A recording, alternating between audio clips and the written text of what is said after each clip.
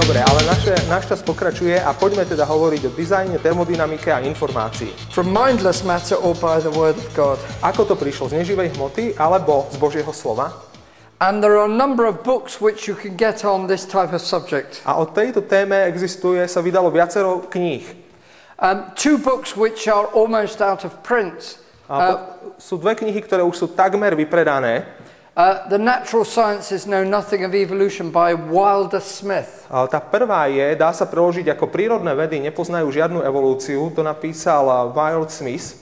That is well worth getting. It's still available from Amazon. Tá kniha naozaj stojí za to a môžete ju ešte kúpiť na Amazone.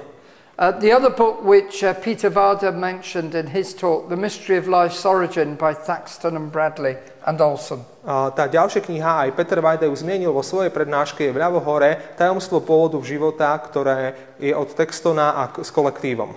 And then Werner Gitt's book, In the Beginning Was Information. There's two editions of that. Potom je tu kniha od Wernera Gitta, na počiatku bola informácia, tá už vyšla v dvoch vydaniach.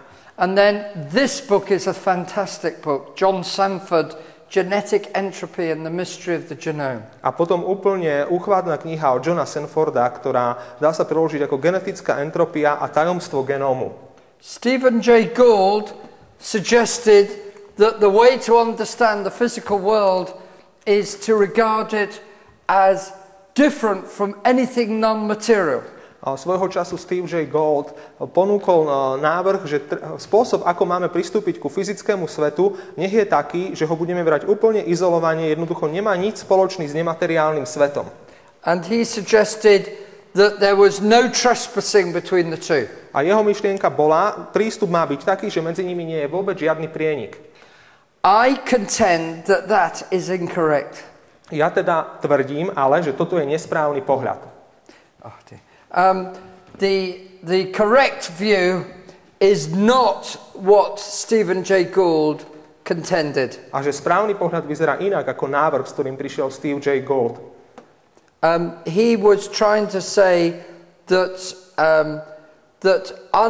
non-material reality never overlapped with material reality. Jeho prístup, to čo predložil, bolo, že nemateriálna skutočnosť nikdy nejako nepresahuje, neprekrýva fyzickú materiálnu skutočnosť.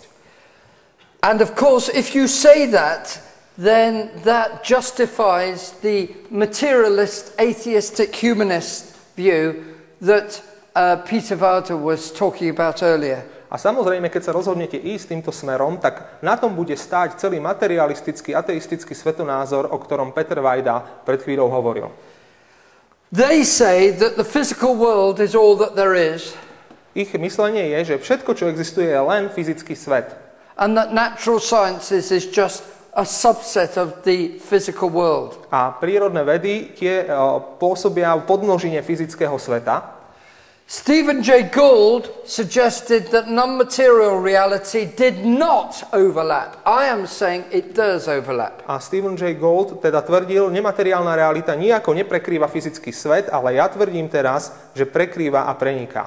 And in the overlap is information, software, intelligence, the mind and consciousness. A v tom prieniku sa nachádzajú takéto skutočnosti ako informácia, software, inteligencia, myseľ, vedomie. All of which cannot be understood properly unless you have a concept of non-material reality. Všetky tieto skutočnosti, nikdy ani jednu z nich nepochopíte správne, kým nepripustíte, že existujú nemateriálne skutočnosti. By this, by the way, I'm not yet talking about spiritual reality. A ešte stále, ale týmto zdôrazňujem, týmto nehovorím ešte o duchovných skutočnostiach. To ešte do toho nevnášam.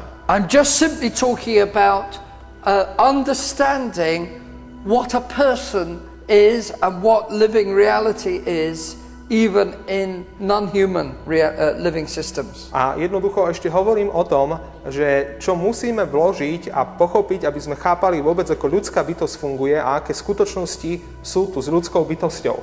Beyond these matters, there is of course spiritual reality as well. Ešte za hranicou týchto polí je to, čo označujeme ako celá realita.